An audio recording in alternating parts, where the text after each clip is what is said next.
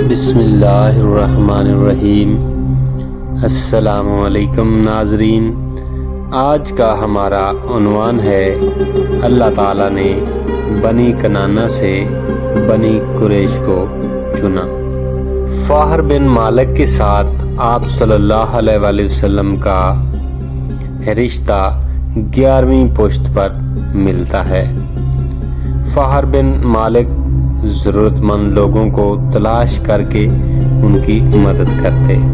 ان کا لقب قریش تھا اور ان کا خاندان قریشی کہلاتا تھا۔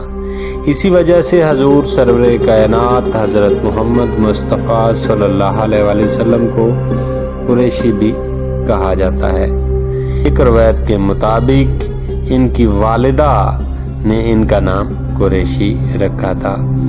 آپ عرب قبائل کے سردار تھے۔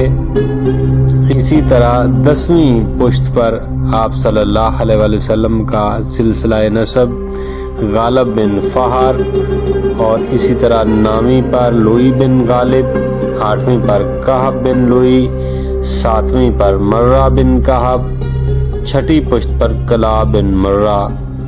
کلاب بن مرہ نے اسلامی مہینوں کو عربی میں نام دیے۔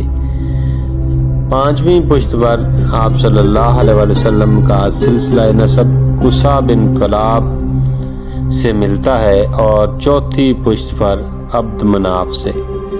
عبد مناف نے دوسرے ملکوں کے ساتھ تجارتی تعلقات قائم کیے، شام اور فلسطین کے ساتھ دوستانہ تجارت کو فروغ دیا۔